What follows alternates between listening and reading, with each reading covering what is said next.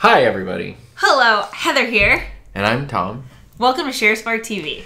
This is the show that breaks down the impact of digital media, news, pop culture, and the world around you. SHARESPARK TV is a live show that streams to you every Tuesday, 8 p.m. here on YouTube. And today, we're going to be talking about... B-roll. B-roll, that sweet, sweet B-roll. For a couple of reasons. First, this is the result of a conversation I had last week, maybe about exactly a week ago. I went out on a long morning bike ride, and the night before, Heather had said something to me which stuck in my head because I really love filming B-roll sequences for my videos. And I don't. And you don't. And you said something the night before. Do you remember what you said? I must have said something like, everyone puts B-roll. No, I think you said, I'm so over B-roll. Oh, I'm so over it. Yeah. Yeah.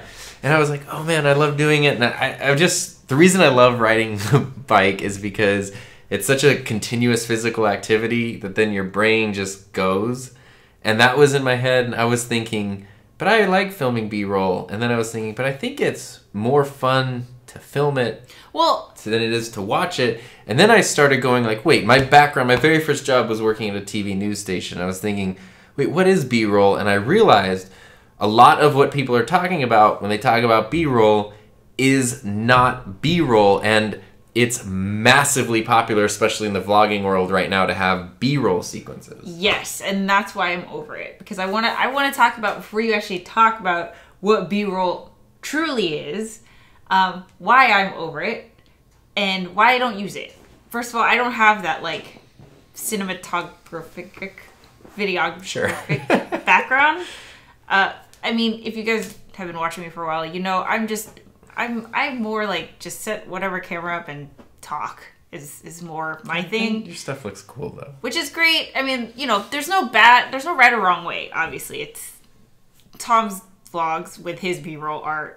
No, it's your channel. You make what you want. Like, that's what you should do first and foremost. But. Exactly. But for me, I don't know. I don't know how to do it. No one ever told me, and so because of that, I don't know how to, like, use it as a technique to add to the story beyond, like, I have a time lapse to be like my establishing shot of the entire vlog usually, and then that's pretty much when I use B-roll. Otherwise, it's not B-roll. It's just me actually taking the camera and being like, you know, here's the thing I'm talking about right now, and you're getting both the audio and the video. But my definition of the B-roll that I'm over is just like, I don't know, is this like super, like almost Instagram-y type of cinematography that I feel like, you know what I think made me over it? And I feel bad for saying this, but because like I'm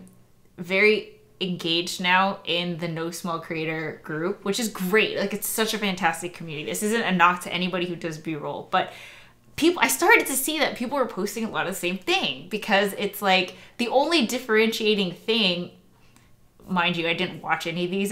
I'm looking at the thumbnails, is the creator, but it's like, unless you have something like Edie's channel where she just straight up sings and plays the fiddle, it's just completely different. It's so hard to differentiate vlogger between vlogger because all of it looks the same. What we're really kind of talking about is the sort of, for lack of a better term, the Peter McKinnon style B-roll, which I don't watch Peter, so I don't know. Well, it's very interesting because what vlogging was like 4 years ago was very different from what it was when, like, Casey showed up. Actually, that's exactly what I wrote. Oh, you did? Because I was like, what is the difference Casey versus Peter. So Casey... Is Peter the reason why there's this surge? Well, see, what it was, because there was vlogging where it was like, a lot of it was just sitting in front of your MacBook's computer and just, like, bad lighting, whatever, and then sort of people started setting up webcams and started getting better, and then Casey stuff... It looked good, but it was edited and it was stylized, even though it was still rough around the edges. And he was using time lapses everywhere. Lots of time lapses. And that changed what we expected, especially from a daily thing. He's doing that every day. Like, you could do that if you're uploading one video a week or something. And that kind of, like, upped the expectations, the production value across the platform, as people were doing that anyway, not just because of Casey. Everyone was starting to mature, build their skills, get a little better. And that became a thing. And it was funny because that's when time lapses, high-speed video, everybody had time lapses in their stuff after Casey. See, then, I don't notice this. But you have it because of Casey. Yeah, but I didn't watch enough YouTube, I think, at the time where it didn't notice a trend. Yeah, exactly. To notice a trend. Because the only people I was watching were either Casey was the only vlogger and everyone else was like a makeup person, Philip DeFranco, like people who aren't gonna do that. Yeah. But now I feel like, and again, it's because I'm in this community of other content creators where I'm like, a lot of it is like that same style. It's so and what we're talking about, it's not a bad style. No, it's not. And this is where I want to be very clear about that. Because Casey's thing, a lot of his stuff and like his montages and sequences had time lapses where everything was moving really, really fast. And then Peter showed up, and what he brought to that was crazy cinematic polish, where it looked like, oh, this is somebody's daily vlog, but it looks like a massive, big budget Hollywood movie. But he never did daily. He's tried a few times, but it didn't really work out. But, multiple times a week, like whatever. But something you're producing in a day. Like it's not a film shoot. It's one dude filming something, one location or whatever. Mm-hmm. But it switched it from these high-speed time lapses to slow motion. And then everything came slow motion, and then it's usually mixed with like a song that has a beat. And then that kind of became, it's a lot of like whoosh, transitions. Yeah, they all have those stupid speed ramps. And I'm like, okay, no offense. I have a lot of No offense. It looks really good when you do it, darling. So I'm like very, I know I'm biased. I recognize that bias. But like, I see you do this all the time. Double tapping to skip through. That's where I started noticing. I've never done that. You know that? Like I've never done that. But then again, I don't watch a lot of stuff. So. Because here's why. This is where on my bike ride I started having this thing. Well, it was because I was thinking like my problem that I've been struggling with is it's really fun to film that stuff. If you're into filming, it's awesome to take your camera and get these shots and it looks really good. Slow motion really helps smooth things out and stabilize it. And then you do this transition into another thing. And it's so much fun to film, so much fun to edit, and probably not nearly as much fun to watch. It was fun. It was kind of like drones. When people first started having drones, it was like, oh my God, like those drone shots are amazing. And when everyone had drones, it was like, I don't really care that I'm seeing you from above. Shot. Yeah. Like, there's a novelty, and then the novelty wears off once it becomes really popular. And that's kind of what's happened with this sort of thing. And my struggle is I sort of realized I actually found the slow motion mode on my camera by accident. Maybe actually it was a while ago now. It was last fall. I was filming a video in here and I was talking to the camera and I accidentally had it set to slow motion. I didn't realize it. And I went to play it back and it was just me. And then everything was slow motion. No, it was me like reaching around the camera and it was just like my mouth in front of the camera, but like crazy slow motion.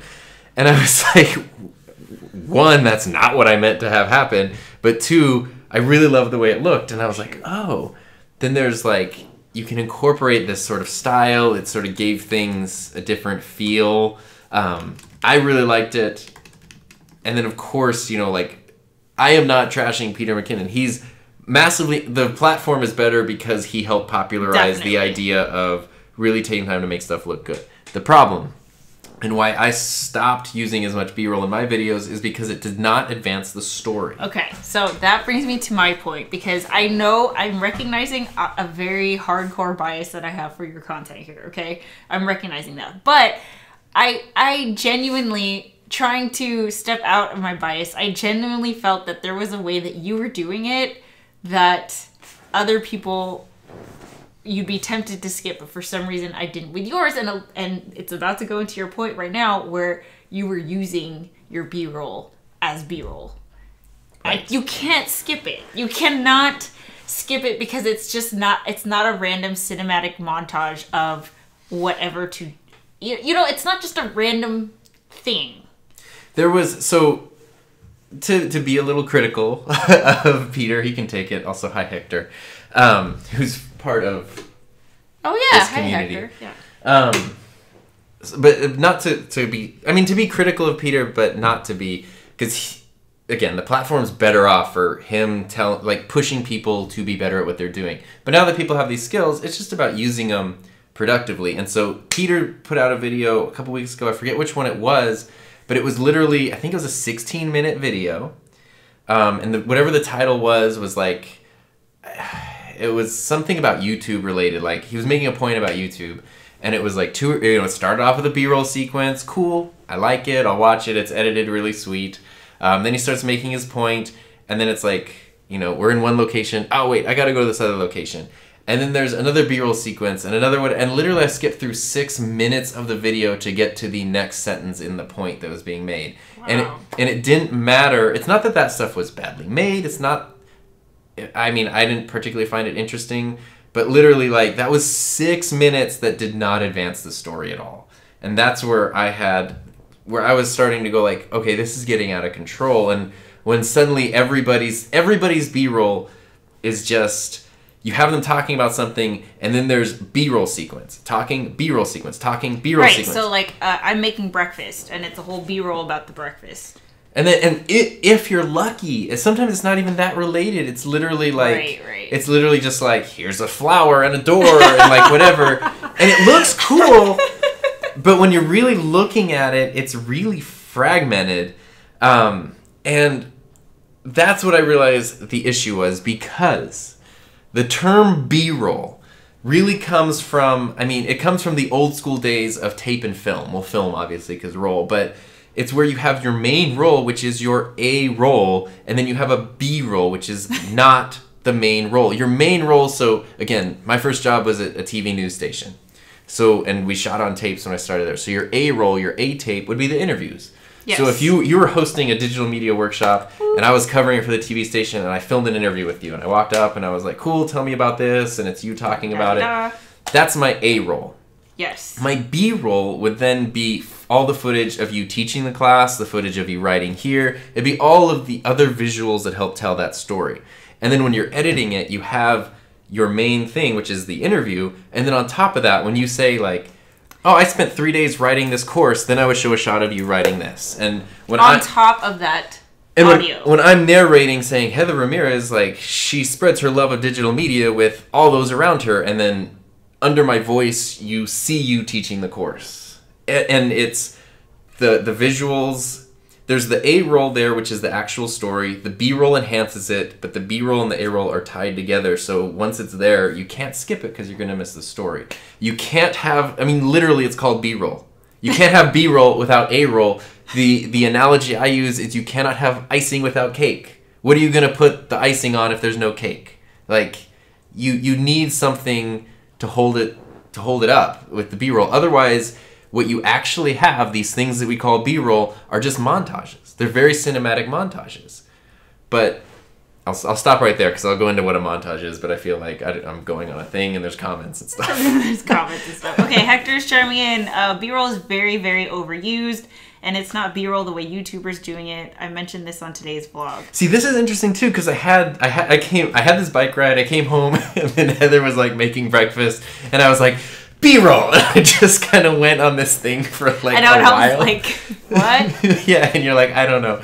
And then like 2 days later, Cody made a video where someone in the video kind of said the same thing about like, you can't have B-roll without A-roll. And I was like, and I came in, you were working, and I was like, look at this. Like, this is what we're just talking about. And Hector's saying the same thing. So I think it's just we're all kind of on the same wavelength where we're starting to go like, oh, as we're looking at what other people are doing, making our own stuff, it's, okay, we have all these tools, but how are we actually using them effectively? Yes, exactly. It comes, if that's your style, if that's the way that, your channel's known for, if that's what you got to do to tell a story, we're not saying it's like bad or good, but I think there is definitely a way to do it better, to do it well, effectively.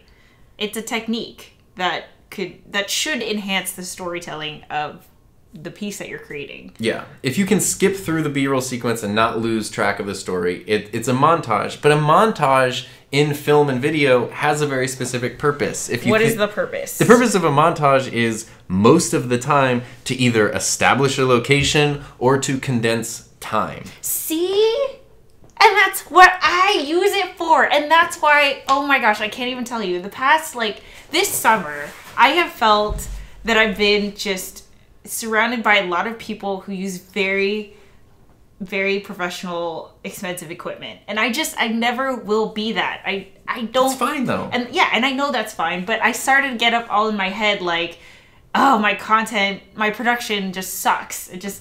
No. But, and I always have to tell myself, calm down, because, you know, I'm more that authenticity. That's what I pride myself on. I keep it real. That is what my channel is about. And I just have to, you know, stop comparing myself to others. But, you know, it's like, I don't know. I just started to think, like, are my vlogs, like, is there a reason why, how can I factor in B-roll? Like, is this a technique that I want to use in my content?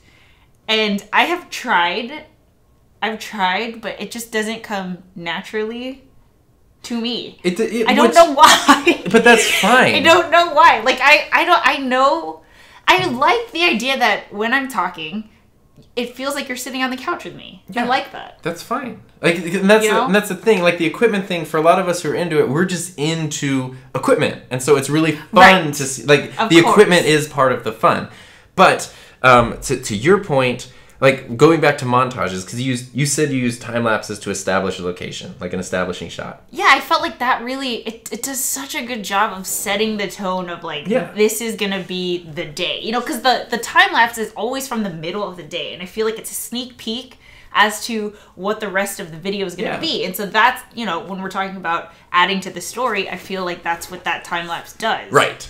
And it's an establishing shot. Think of a TV show. I mean, I Better Call Saul's back on the air. It's one of my favorite shows. A lot of times, because the cinematography in that show is beautiful, but it's purposeful in its storytelling. So if they're setting up a location, they'll sometimes have one or two that's very short. It's 6 seconds of screen time. You know, shots of Albuquerque, shots of a building. Boom, we know where we are. That's it. It's a nice montage. Think about, you know, you could do a B-roll sequence montage. Say I was going on a trip to New York, and I wanted to focus on what was happening when I got to New York. Maybe I was meeting up with someone or going to a special place. But my thing this morning was like, today I'm super excited because I'm going to New York City. And then there's a 20-second montage of bag, car, B-roll sequence, airport check-in, on the plane, food, to, you know, getting off, getting my bag, Uber, getting in a taxi, meeting up with the person. And so what I've just done is using that B-roll, what it really is a montage, I've condensed an entire day and 3,000 miles into 15 seconds. And I've pushed my storytelling forward using a montage, not B-roll. B-roll is, I mean, there's kind of two ways. So I do a lot of reviews on my channel, and the most recent video on my channel is what's in my camera bag, because I went to Iceland and I show what's in my camera bag. So in that, I'll say, like, I've been using this camera with this lens, and then instead of just seeing me hold it like this, I will cut to a shot as I'm talking that shows that lens really up close. You can see the numbers on it, you can see what it looks like. It's just more visually appealing, but it's still as I'm talking about the thing. They're tied together really well. That is legit B-roll. Yes. Because it's, and then... And see, and you know, seeing your content made me really think of that. Like, the 23andMe sticks out to me, because it's you talking, but you're showing, you know what I mean? Like, it switches angles. I don't know. Yeah, but that's B-roll, because it's enhancing what you're saying. And so just to jump in here real quick. Let's jump in here really quick. No small B-roll. Because Hector makes like 1 or 2 videos per day. That's crazy. And yes. Let's see. We all have the same goal in mind. Hector's asking, rocking the A7. What's the A7? Is that a camera? It's one of the Sony cameras. One of the... No! Do you know what I'm using, Hector? I'm using a Canon S110, which I... It's discontinued, but it's a really good camera. It's the best camera. It's Casey's favorite vlogging camera, but they don't make them anymore. It's so old. And it's a point and shoot, but... It's tiny. It's seriously, so small. Whenever we play the footage from that thing on the big TV... It looks so good. It's so good. I love that little camera. Yeah. I have no plans to, or funds, to upgrade anytime soon. All right, Hector's going to go do about an interview. Okay, see you later, Hector. Good luck on your interview. Bye. Can't wait to see it. Yeah. James says, the only B-roll sequence is to break up the scene of us just sitting there to eat. But that's transitional. And that's, again, that's a transition. That's a montage. B-roll, the way I have solved my problem, because this is where I got really excited, was thinking... This is where you got really excited? Well, because I was trying to figure out, I love filming and editing B-roll, but I hate it when it's just like, here's skippable B-roll sequence that's not relevant. And so how do I incorporate that into storytelling? Yeah. And the way that I started doing it on my channel the first time was... I'm trying to think other than reviews. Reviews is really easy, where I talk about this camera is this and has these features, and then you just have beautiful shots of the camera. That's really useful B-roll. The Verge does that really, really well. But the thing that it was this here, so I'm going to try to not make too much noise, but it was this right here, which is, and that's probably now changing our audio level, so I'm going to get that out of here. Yeah. Which was using narration. And a lot of times I'll start my videos sometimes here by talking. Yes. I know where you're going with this. When I started using just straight up narration, I did it in the No Small Creator video, I did it in the Iceland video, I did it in a few others. That was where it was like, it's not me talking. There is this mix between the visuals and the audio. So I'm recording an audio track where usually I don't even script it out that much. I just kind of like, my Iceland video is one of my favorites, where it's about photographing Iceland. And it's literally just saying like, this is what it was like, this is what I was trying to do. And then I could take these beautiful shots of Iceland and tie it to the feeling I was conveying in the voice and put a little bit of music under it. And now it's all coming together to tell this story that you're listening to, that you're seeing, that you're feeling. You can't skip it because it's all connected. Yeah. That was where I was like, okay, it's a lot more work, but this is where it's like, now... You could tell the difference. If you haven't seen Tom's Iceland video, go watch it. It's one of my favorite. If you go to the Enthusiasm Project, it's the like featured channel trailer video, because I really, really love it. But going off of what you're saying now, because I'm realizing that I'm not giving myself enough credit when it comes to B-roll. You didn't realize you do it. I don't realize I do it because I don't know I compare myself to you and I don't do what you do. But the one time that I did B-roll like so much was when I made Zero to YouTube Hero. Yeah. A lot of that is B-roll, and I just don't think of it as B-roll, but a lot of it was narration. Real B-roll. Yeah, it was me talking. I would start off a section of Zero to YouTube Hero on the couch just talking to the camera, and then I would just continue with the voice narration, but obviously I would show B-roll. Yeah. Of whatever it was that I was talking about. But there's no way that you could skip anything in there because everything was very... Because B-roll is enhancing the story. It's the icing on the cake. If you took it out and it was just you talking, the info is still there. Yes. So it's just better. It's enhanced. Yes. That's where it once it's tied together. I say this all the time with students, because I do one of the assignments usually in the 10th grade year that I give my students is a cinematic montage, which is B-roll. It's literally an assignment in class because they need to find music, royalty-free music, and they need to film visuals that convey the emotion of the music, that tell some kind of story, narrative, they're related to something. It shouldn't just be like, notebook, dog, flower, cloud. Like, even if it's just an environment, they're just, okay, I'm doing B-roll of this environment, and there's a song that fits. But a lot of times what they'll do is they'll sort of get their shots together, and they think the shots look good, and they'll lay a song over it and be done. And that's where it's like, no, you gotta cut it to the music so that the music and the video should be so intertwined that you couldn't have that with any other song. And that is really important. But then it's learning how to connect things so well that they wouldn't work without each other. And that's a little piece of the storytelling.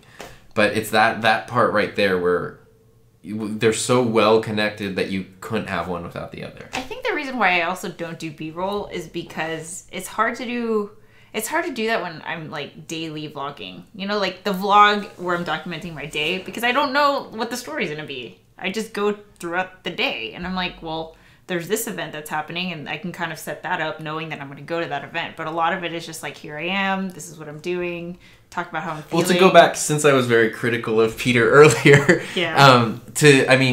to use it where he uses it really, really effectively, sometimes he'll do tutorials. and it'll be like, I know there's one from a couple months ago where it was how to do Photoshop of, it looks like people are floating, kind of falling, and it's really cool. And he goes out with someone to like this city location, and they're essentially filming themselves like laying down on stools. And then it's sort of how to take the photos, Photoshop out the stool so it looks like the person is just suspended in midair and like this really unnatural. It looks really cool. And so they go to the location, they talk about what they're gonna do, they need to take the photos, and then there's a short B-roll sequence of like them walking to the location, them taking the photos, them doing this, and it's that whole cinematic thing. And it's a nice transition to go from what they were doing. You see this sequence, and then he's back at his office on the computer, now putting the stuff into Photoshop, telling you how to edit it. It's a really good transition of like us doing the thing we're talking about there, but I guess it's not even B-roll because it's really more of a transition. There's no A-roll.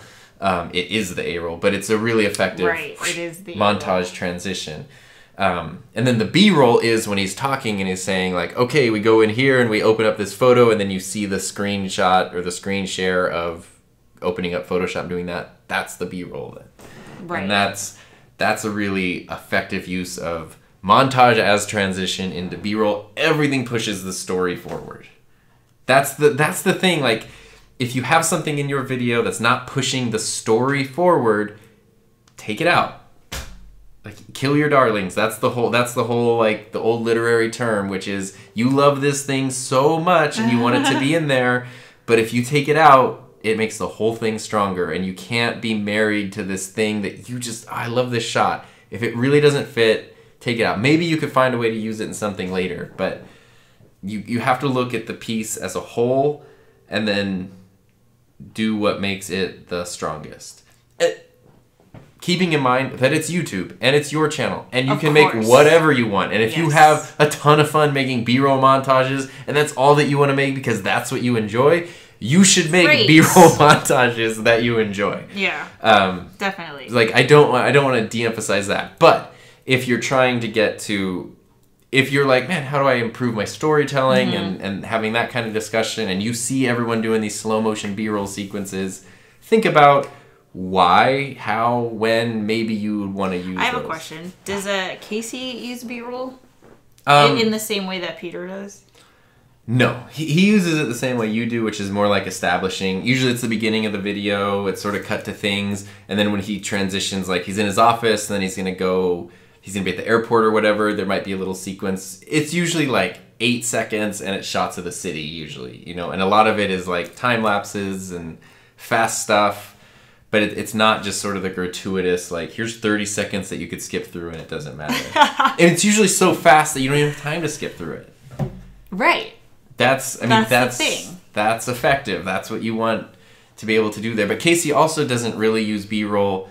He does his like comprehensive reviews where he'll talk about like, I got the new Note 9 or whatever, and like you can't see what it looks like. You can't tell like what the features are. You know, sometimes he does his cool shots or his overhead shots or whatever, but sometimes you're like, you could actually use B-roll, but that's not the style, because the style is Casey. The style isn't what he's talking about. It's him and the personality. And it's funny though, because when he and Peter became friends, you saw a lot of Peter's style leak over into Casey's things, and it just didn't really work. Wait. Last summer when they kind of met and became friends, and thing. Casey was like, I want to focus up on my production quality and all this kind of stuff, and he was starting to do it, and it felt unnatural. And when he goes back to just being Casey, it feels right.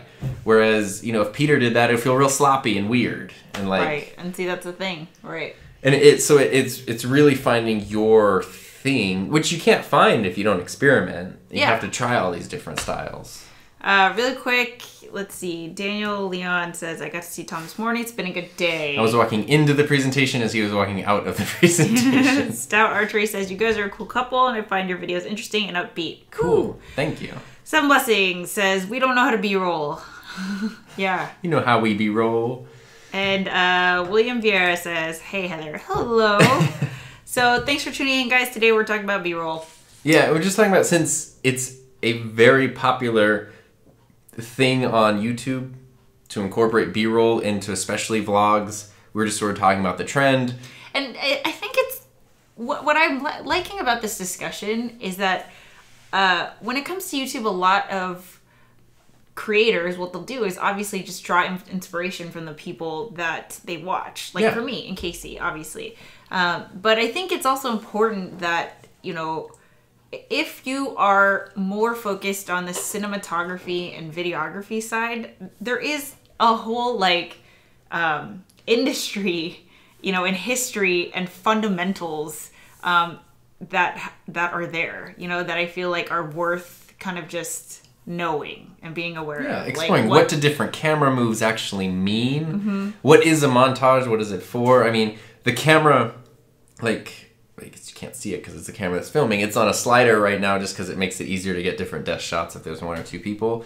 But the camera slider, you can have the camera push towards somebody. You can have it push away from someone. That communicates something. What does that mean? Like, how could you use that effectively in your stuff? Like, that kind of theory is really, really interesting. And obviously a lot of people who are into gear and into the photo side can do that. And if you want B-roll sequences, but you want them to be interconnected with your storytelling. Oh, that's why I never do B-roll. I just realized.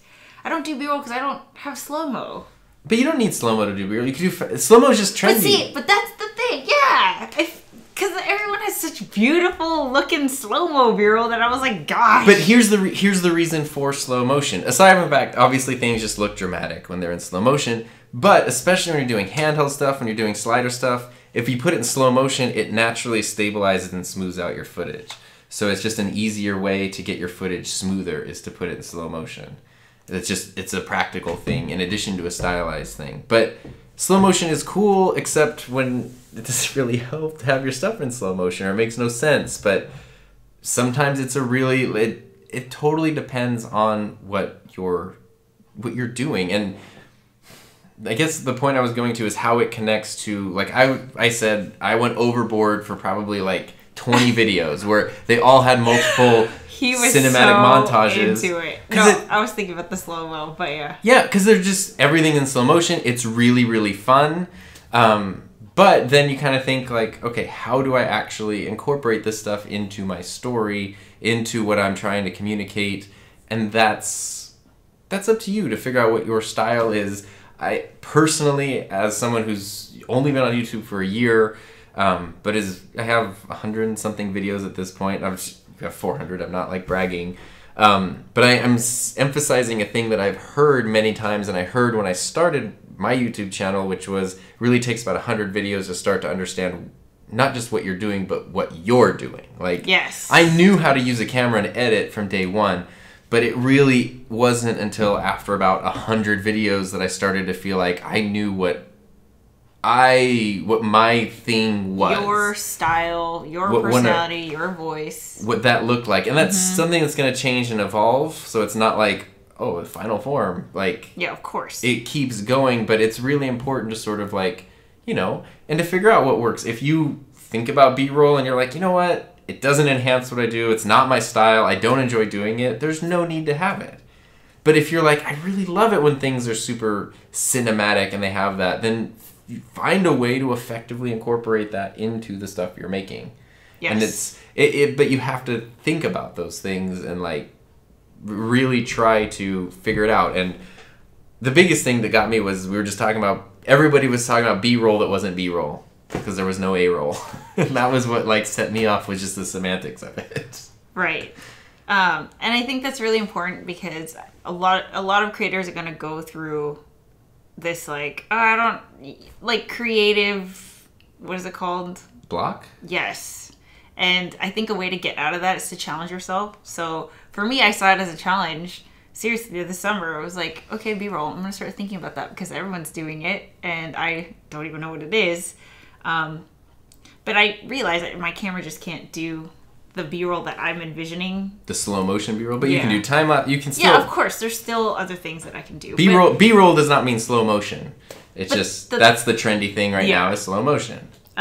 Really quick, Seven Blessings says Cody Warner is great at B-rolling. Yeah. I don't watch enough of Cody's stuff. Well, because it's interesting because he's a daily vlogger. Yeah. And so you were talking about like I don't know how to do it as a daily person, and Cody. But he does it where it adds. He does it, but he doesn't. Ish. And it's not a diss to him. He does it because it's really, really fun. He also has videos where there's just none. because it also takes time to edit those sequences. If you're doing daily, you might not just have that time. But I remember there was one where he was walking somewhere. This is maybe like a month ago. He was walking somewhere, and there was like this old big barn door that was like red, and the paint was kind of peeling. And he was like, "That door just looks super cool." Like in the lighting of the day, it just looked really cool. He's like, "I'm gonna be back for some B-roll of that door." And then he went and did his thing, and then suddenly there was a 20-second montage of like the door and the wood and a wide shot and a close-up, which like wasn't, you know, it like kind of pointless, but he had sort of premised it. The fact that he was like, I want to use B-roll of this door, and how could you film something like a door and make it interesting, kind of became set the story. And then it was just sort of, you know, like that was just part of his day, was going here and his style. But he also, I think the last 3 videos haven't really had much, if any, of those slow motion montages, because it just didn't fit. Yeah. And so it's kind of like, you know, you don't have to. It's not like, where am I going to put my B-roll sequence? If it doesn't fit, don't do it. Yeah. And, you know, if it does fit, then do it. But it's really thinking about everything needs to push your story and your purpose forward. And if it doesn't, get rid of it. If it can enhance it, put it in. Actually, that's funny, because today I edited a video where I was editing Ian's interview, Ian Corzine, and I did my 3 takeaways. I didn't like the second takeaway, so I took it out. Yeah. Because it didn't add to the story. I just was repeating myself, so I was like, I even say it in the beginning of the video, here are my 3 takeaways. I cut out the 3. It's just, here are my takeaways. Well, and so then talking about B-roll, where I use a lot, where I do use B-roll a lot is practically jump cuts on YouTube are really like, I love jump cuts though. That's like my style. As somebody who like learned video production pre-YouTube, that was a sin. You would never show a jump cut. Are you kidding me? But in terms of, I mean, seriously, in terms of YouTube editing, it's part of the style. And so I got over that pretty quickly, but sometimes... You hated it in the beginning. Yeah. I remember that so much. And now it doesn't bother me, and it's such a like a thing that we're all used to. It's nothing, especially if it's not distracting. But sometimes it can be distracting if you have multiple jump cuts in a row. Yes, I've been distracted. And so a lot of my videos, the way I'll edit them is, especially if it's like me talking, I'll film that first. I'll put that into Final Cut, cut it all up, have all my jump cuts, and then take the B-roll and put it over to hide the cuts, to patch up the cuts. Because you don't hear the jump cuts. You see them. Yeah. And so without it, it really, really helps. It's just narration. It becomes narration. It becomes really seamless. And that's another thing that B-roll is intended for, is to help transition and cover things up. And then it just makes it look less like I'm editing things. Because the problem with jump cuts too is you run the risk of looking like somebody is saying something they didn't intend to say, because you like, I hate people who are mean to puppies, and then you cut that so it says I hate puppies. Like, how, like, you want to make sure to keep things accurate. And yeah. Okay, really quick, 7 blessings. Hey, I guess we do B-roll. We have a few slow-mo videos. Daniel says slow motion seems most effective with comedy, but the opening slow motion credit scene in Reservoir Dogs is cool. It totally depends. Clement says hi from Malaysia. Hello. 7 blessings has to go to bed now. It's 11:38. Good night. Cryptvale says, wait, there was a video production before YouTube? It didn't matter. Yeah. Irrelevant. It was just a century or so. Yeah. But so anyway, to wrap it up, B-roll. To wrap it up, B-roll has to have A-roll. Period. What a lot of people are using as B-roll are really just cinematic montages. But there's nothing wrong with that. Nothing wrong with that. I would just encourage, if you want to build your storytelling, I think it's knowing the difference. Like, knowing when something is either B-roll or a montage. Because I don't think people knew the difference. Yeah. So if it's a montage, if you know that your B-roll sequence is a montage, what is that doing to you know. And traditionally, a montage establishes a location, Yes. condenses time, or transitions. And so those are the things that, you know, if you have this B-roll montage, is it transitioning somewhere? Is it shortening a time frame? Or is it Transitioning? No, transitioning, shorten a time frame, or establishing, you know. Yeah. But those are, you know, think of a sports movie, the athlete. Oh, man, he hits his alarm clock. He can't get out of bed. He's really struggling. He hits his alarm clock again. It keeps going. By the end, there's music playing and he's turning off the alarm before it goes off. He's drinking his power shake and now he's, you know, running up the mountain that he couldn't make it up before. You've condensed 6 weeks of training into 30 seconds. Like, that's an effective use of a montage that we've probably all seen. You know, a character in a TV show travels to a new city. You see an overhead shot of the city. You see cars driving down a street. You see the outside of an apartment building that is probably where the next scene is going to take place inside. But that takes 4 seconds of screen time. It's not 40 seconds. Exactly. And that's pushing the story forward. And just the other tip is, like, if someone can... Tom does this, like, without even thinking. He'll literally just double tap so quick through pointless... B-roll. Well, because I know it's not even that I don't want to see it. It's I know what I'm gonna get. Okay, I'm gonna get slow motion shots to techno music. Cool. Double tap. It's not that I don't like it. I just got other stuff to do. But I mean, you haven't lost his attention. He's still there. But the fact that I can skip through and not have missed anything is a problem with storytelling. Yes. And I have videos that you could skip through montages and not miss anything, so I'm not acting like holier than thou, because I've done it too, and it's fun. Sometimes you just need to do it because it's fun and you want to do it, and if someone wants to watch your cinematic montage of the lake or whatever, do it. Yes. Denise, hi Denise, how are you? Oh my gosh, Denise, I'm trying to hold myself from freaking out. I love her. Martin, thank you. 1, 2, 3, woot. Thanks for the soup chat. We need to put the air horn in. I don't have the air horn, but yeah. Daniel says, do it because it's fun. That's my motto. Well, of course. Yeah. And it is your channel. We're talking about YouTube specifically. It's your channel. So you are the boss. Yeah. And James says, GN. Good night. With that said, we're going to end it here. This is ShareSpark TV. ShareSpark. That's it, right? Yeah. Okay. That's great. I feel like I got all the things out about B-roll I wanted to say. Feel good about it. You were really, that was like pent up in there. I love talking about this stuff, so. You were just like, B-roll, that's on the agenda. Let's talk about it. All right, this is ShareSpark. Share your story. Spark your B-roll. Your B-roll's potential. Woo. Bye, guys.